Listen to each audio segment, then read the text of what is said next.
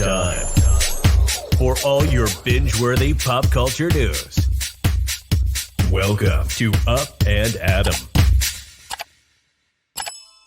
Hi, guys. Welcome back. And well, happy, what is today at this point? Wednesday. We're flying out, guys. As you know, I don't know what this little white mark is on the edge of my hat. Last night we did the Vanderpump Rules premiere party. It was so much fun. We had an absolute blast. I love Lisa Vanderpump so much, and just some great conversations. It was really fun to celebrate with a bunch of people that we've known for over a decade, right? So it's not even like I don't mean to say that like a bragging thing. It's just like a real thing. As it's interesting. It's interesting to watch people thrive, continue to grow, something to expand as much as it has. And for the fact that that show is on its 10th season is wild to me. Now, we're not back to talk about the Vanderpump Rules premiere party because I have fun special content coming your way for that. However, we are back to talk about the Real Housewives of New Jersey premiere party. Well, premiere. I'm just still in the premiere party mode of it all. So if you guys haven't already, go ahead, smash that like button. If you're not subscribed, get subscribed. Don't forget to hit that notification bell. And with that, let's talk about the namaste of it all. Okay, maybe I'm a little too much this morning. Now, guys, this premiere was absolutely incredible. Season 13 is coming in, and it's coming in hot. Dolores Catania, I mean, holy shit. And seeing her and her new man, Pauly, I'm obsessed with them. Met them at BravoCon. He is such a nice guy, and she's an absolute sweetheart. Same thing with Teresa. You know, it's so funny because everyone, it was just like Vicky Gunvalson, meeting Vicky Gunvalson. Everyone said that she was such a terror to like meet, deal with, and she has such an ego. That was not my experience. Same thing with Teresa. Same thing with Melissa. And I just love our New Jersey women. Now, coming in, we have so many new faces, and I thought that was wild, but we don't even just have new faces. We have new personalities. Teresa Giudice, I don't know. She got out of jail, and she was like, namaste, or get the f- out of my way. That was an interesting side of her, but she's so namaste now, and it's like dial it in kind of namaste. Like she's sort of namaste, but then she'll start coming into her old like Teresa ways of like, bitch, and then Louis kind of like reels her back in, and she's like, I'm not gonna get mad at you. I'm not gonna get mad at you. It's an Italian way. It's the way I talk. I'm not gonna get angry. I've been seeing a therapist. It's crazy. So Teresa's in her new house. She has her new man who she's about to get married to on the show, and the blended family. I am living for all of it. She looks like she's finally happy, and I think for her and her family, they deserve that more than anything. And then, of course, I'm just going to go through the entire cast and what's going on. Dolores Catania has her new man, Pauly, and that obviously shakes things up with her and Frank, because her and Frank have been together for a long time, and not together in the sense that they're a couple, but he always goes everywhere with her. But now she has somebody who's more than willing to tag along, and I think that's incredible for her.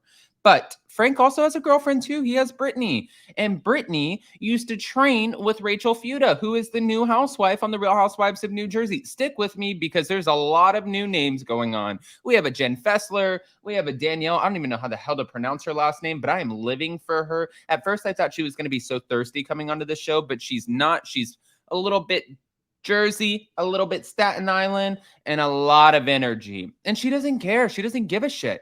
It's so fun and refreshing to see somebody like Danielle on the show. I always sit there and I like go in on Bravo for bad casting judgments because Bravo, you guys make a lot of shitty casting decisions. I mean, Real Housewives of Orange County, Noella Bergener, like we've seen it, right? Dr. Jen Armstrong, we've seen the bad casting decision. So my thing is you guys finally got this right. Now, on top of that, we have, again, Danielle. She's so cute. She comes in with her family. They do like the little booby dance. She has a 4-year-old, a 7-year-old, a lot of fun. She has a hot husband and she's hot herself, and she has a lot of attitude.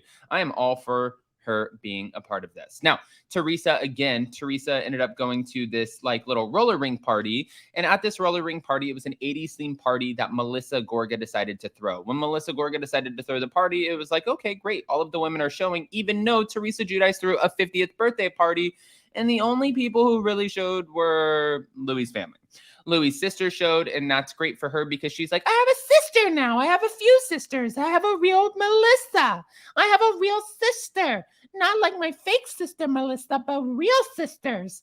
So I'm so happy for her that she has the real sisters now because they're coming into play and it's fantastic. And no, Joe and Melissa were obviously not present at the 50th birthday party, but it was their 80s theme party. Louis did not show up in costume. He didn't show up like this either, but he didn't show up in costume, but they did show up, right? And this is where Teresa said to Margaret, can we talk? And she was like, yes, listen, I'll have a talk with you. But she wasn't counting her chickens before they hatched, and they were both raw as a cucumber.